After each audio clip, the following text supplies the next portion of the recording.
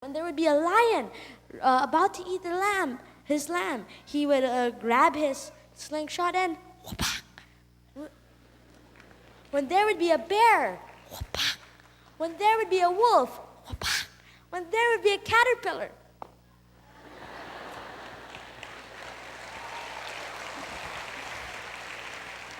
I mean, he would practice every day, practicing. Even when there weren't any beasts, he would fling stones in the air, stone after stone. And that's how he practiced. That's why he got perfect aiming. Remember the people my dad talked about last week? Larry Bird, Jackie Chan, and Manny Pacquiao? How do they get so amazing? They practice. Larry Bird, how does he make magic shots? He isn't even looking. It goes into the ring.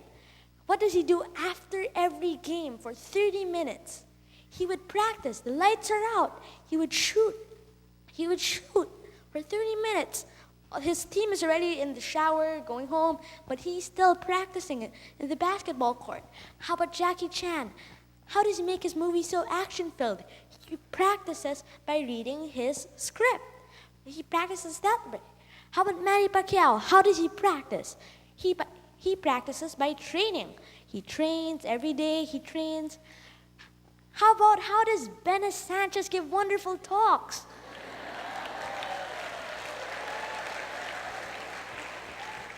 He practices with his dad. You see, practicing is the only way for you to reach your goal. You need to practice and practice and practice and practice and practice and practice and practice and practice and practice.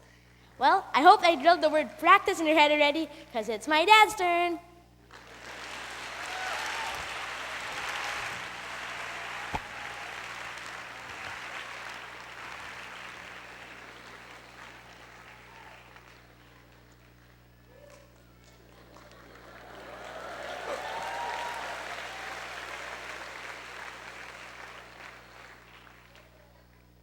Let me explain to you what just happened here, may I?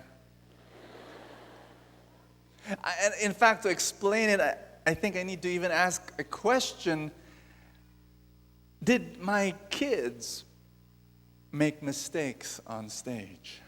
I mean, I need to know, because I don't know. Did Francis sing out of tune? Did he mispronounce some words?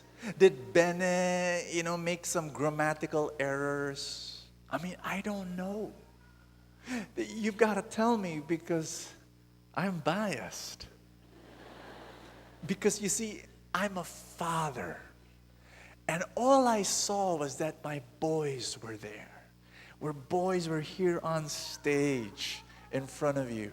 And I did not see their mistakes. Probably they made mistakes, but I didn't pay attention, because my heart was bursting with joy and pride, because I saw, over and over again, my heart was saying, those are my kids. Those are my boys. Those are my sons. Yeah, sure. Maybe Francis made a mistake. And sure, maybe Benny made a mistake. But I did not hear or see those mistakes. I just saw. And my heart was just saying, they're my boys. They're my sons. They're my... And brothers and sisters, I want you to believe this. That when you perform and use your talent in the stage of life, your God is Father. And He has this sense of pride and joy bursting in His heart. And you should hear Him say this. That's my kid. That's my child. That's my son. That's my daughter. And even if you do make mistakes, He does not look at your mistakes. Do you understand me? We're so paranoid. Oh no, I've made a mistake. He does not see the mistake. He just sees you there using your talent. And here's another thing. Are you still listening with me? Are you with me? A lot of people tell me, Bo, your son Benny, he's going to be a preacher one day. My answer, I don't know. It's up to him. I always told Benny, it's up to you. Your life is your life. If you want to be a preacher, go ahead. If you want to be a chef, go ahead. If you want to be a chemist, go ahead. It's up to you. I always tell this to Benny. You be who you were meant to be. You be who you are now. You be more than who you are now. You just be who you are. God made you to be. God meant you. God gave you a gift. You just find out what it is and go for it. I don't care what it is. Now, friends, listen to me. When this pride in my heart when I saw Francis singing na na na na na na na, and just the I'll tell you what. Confession. I feel the same way. When I see my kids swim, when I see my kids draw, when I see my kids talk, I love it when they are themselves. Honestly. And my message to you is that God loves it when you become you. He designed you. Everybody say, designed. He designed you, rigged you, wired you, shaped you, molded you, tooled you, equipped you, molded, fashioned you to do something for a particular mission, a purpose. And what he did was, if God designed you to count money, please count money. If God designed you to care for people, please do that. Care for people. If God designed you to hold the camera, hold the camera. If God are you getting what I'm saying? If God designed you to make music, make music. If God designed you to fix cars, fix cars. God designed you for something, and you've got to grab that and give that back to God. Illustration. How many of you want to be successful in life? You want to be successful? You want to get the success of God? Here's the key. Everybody say this. Life is a journey. Everybody say this. Success is a journey. You've got to understand that success doesn't happen overnight. You hear me? It never happens overnight. What happens is this is success. This is where you want to go, and this is where you come from. It's a journey. And as you travel to success, you go through 3 landmarks. Say landmarks. How many? 3. 3 landmarks. You'll find this as you go through success. The first one is when you discover your talent. Say discover. The second landmark is when you develop your talent. Say develop. And the third is when you deliver your talent. Say deliver. And then finally, you arrive at success. You go through these landmarks. Every person who succeeds goes through these 3 landmarks where you discover, where you develop, and when you deliver your talent. Everybody say discover. A lot of people come up to me and they say, Bo, I don't have a talent. Brother Bo, can you help me? I haven't discovered my gift yet. I don't know what my core gifting is. Have you heard people say that? A lot of kids ask me that. Brother Bo, what is my gift? I want to know. And that's normal for them, Some teenagers come up to me and say, Brother Bo, I still don't know my gifting. And I'll say, it's okay. You'll find out. But sometimes, and I'm disturbed by this, when people in their 30s and 40s and 50s come up to me and say, I still don't know my gifting. Do you know why you don't know your gifting? Do you want to know why? I'll tell you why. Everybody, ask me, why? Why are there people who do not know their gifting? It's really very simple. The reason is you have not been saying yes to opportunities, to learnings, to experiences. Remember what the guy said when he went to the master and he said, here's the 1,000 gold coins. I hid it in the ground because I was afraid. The reason why you have not discovered your talent is because of fear. You are trapped in your own fear. Discovering your talent is like discovering treasure. When you discover your treasure, you don't get a shovel and then say, here's the treasure, dig, dig, aha, the treasure. No, you don't do that. What you do is you dig, oh, there's no treasure. Dig, oh, there's no treasure. Dig, there's no treasure. You make mistakes. You got that? The reason why you have not yet discovered your talent is because you are afraid of making mistakes. But brothers and sisters, you have to make mistakes. You have to fail. You have to dig and then realize it's not it, and then you keep on digging. There was once upon a time in my life when I thought God did not give me talents. I was in grade school. I was in 5th grade. I can remember that day when I came before God as a little kid and I said, Lord, why did you not give me any talents? I was afflicted with comparisonitis, where I would compare myself with my classmates and my friends. I had this one friend, his name was Ariel. He was number 1 in class. He was number 1 in basketball. He was number 1 in baseball. He was number 1 with the girls. He was number 1 with the teachers. You know, I was number 1 in being unpopular. I was number 1 to be bullied by the bullies.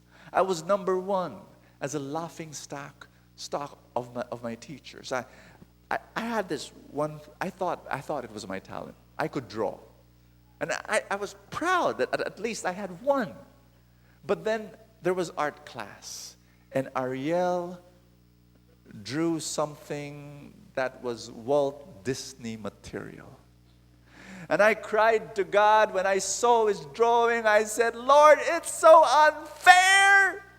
He's already number 1 in all these things. How can he be number 1 in drawing? Why did you not give me any talents? You know, I was saying, Lord, why? Why don't I have any talents? But everything changed. And when I say everything, I mean everything. Everything changed when one day I discovered my talent. When I was a 13-year-old kid attending a prayer meeting, and the leader of the prayer group, her name was Sister Ida, she walks towards me and she says, Brother Bo, God spoke to me last night, and God said that you will receive the gift of wisdom, and you are to preach all over the world. Can you give a talk next Friday? My life changed when I said, sure. Actually, I didn't say it in that way, at a high-pitched pre-puberty voice. I said, sure. I said yes. I said yes. You want your life to change? Do you want miracles to happen? Do you want God to anoint you and commission you and use you to bless the world? You say yes. I could have said no. You know, Brother Bo, can you give a talk next Friday? No. No. Who am I? I'm 13 years old. Why me? You know, I'm the youngest in the prayer group. Why me? No. No. I read Superman. I watch Voltus 5 on TV. I'm 13. I'm skinny. I'm small. I'm ugly. No. My grades are bad. No. You know. No. I could have. But I said yes, and it changed my life. Do you want to discover your gift? Make mistakes. Mess things up. Do things, you know, and try it out and try it out. You know, early in your life, the reason why you have not discovered your talent is because you have not been saying yes. You have been trapped in your fear. Touch someone beside you. Tell that person, make mistakes. And you know what? I gave my talk on that next prayer meeting. 13-year-old kid. I gave the talk. And when I gave the talk, I was reading through the Bible. I gave my talk, and I realized I had a gift of peace. And everyone knew that I had the gift of peace, and they were receiving it. And my talk was more powerful than Valium. Because people started falling asleep. And there was this one woman who was in the front row. She was so asleep. Her head was arched like that, and her mouth was open. And it was so wide I could count her molars. How many were filled? How many were root canaled? I was so humiliated, so embarrassed. And I sat down after my talk and I said, I'll never give another talk in my entire life. Never. But after the prayer meeting, my leader, Sister Ida, bless her heart, comes up to me and says, Brother Bo, give another talk next prayer meeting. And I was so embarrassed, and I looked at her with this steely, sharp gaze of a humiliated, hurt 13-year-old kid. And I said, sure. And I said yes again. And you see, you want to be successful in life, you've got to say yes, not once, not twice, not 3 times. You've got to say yes again, and say yes again. Everybody say yes again. You don't tire. You don't give up. Sure you fail, and sure you fail, and sure you fail. You say yes again. You find a way. And that's number one. You discover your talent. But it's not enough to discover your talent. You've got to develop your talent. How did I develop my talent? I said yes to every invitation given to me. You know, a poor, dilapidated school in a far-flung barrio invites me to speak. I say yes. A prison invites me to speak. I say yes. A hospital filled with cancer patients invite me to speak. I say yes. 30 people will show up, Brother Bo. Can you speak? I say yes. Somebody tells me, Brother Bo, there are only 15 of us. Will you say yes? I will say yes. 3 people will show up. I say yes. Every single day of my early preaching life, I said yes. I said yes. I said yes. You want to develop your gift? You want to develop your talent? Use it. That's all. Use it again and again. Sometimes young preachers come up to me. Many times they come up to me, Brother Bo, we want to preach like you. Brother Bo, I want to preach like you. I'm also a preacher. I want to preach as good as you. And I ask the question, how many times do you preach? How often? About once a month. Once a month. I want to strangle you. Once a month, and you want to be good. Once a month. You preach every day. You create opportunities for you to preach. You got me? You want to be good in anything? I did not know this, but every time I said yes, every time I said yes, I was fulfilling Malcolm Gladwell's 10,000-hour rule of greatness. You got what I'm saying? You discover your talent. You develop your talent. And then you've got to deliver your talent. It's not enough to discover. It's not enough to develop. You've got to deliver. Say deliver. I've got a friend. He knows he has a gift. He's got a great singing voice. Even as a kid, he had a great singing voice. And he developed it. He sang every day at home. But ever since I've known him, he's never sang publicly. He never sang in parties. He never sang in programs. He never sang in church. Oh, I invited him. I told him, hey, you know what? Why don't you sing in our music ministry? And he told me, yeah, it's not me. I'm busy.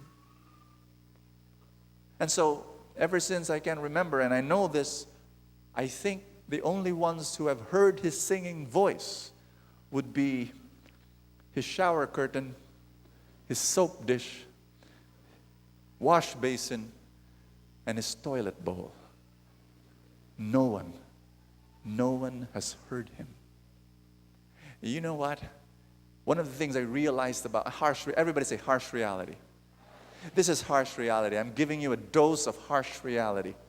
Life does not reward you for discovering your talent.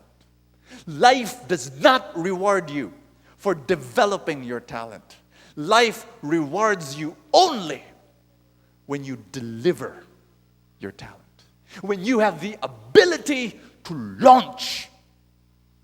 There are people I know, and I know this. They're in jobs and they like to tinker. Everybody say tinker. They like to tinker, making it better and better, and they work but they never launch. And I'm there and say, where's the product? Where's the finished work? Just a minute. Just a little bit more adjustments. And then I come back after 1 week. You're past away your deadline. Where's the? Just a little bit more. Just a tinker. There are people like that. They never deliver. They never launch. And this is the formula for failure. Permanent failure. Everybody say launch. Tell someone beside you, you've got to learn how to launch. You know why people don't launch? Ask me why. Why don't people launch? Again, it's our old friend, fear. They want to make it perfect. How many of you understand this? There's no such thing as perfect. The reason why they don't want to launch is because they're afraid. They're afraid of failure. They're afraid to be laughed at. They're afraid of people to reject them. Friends, please understand this. There's no thing as perfection. You've got to launch an imperfect product so that later on you can relaunch and then relaunch and then relaunch. Before you become a public success, you have to first of all become a public humiliation. Do you understand that?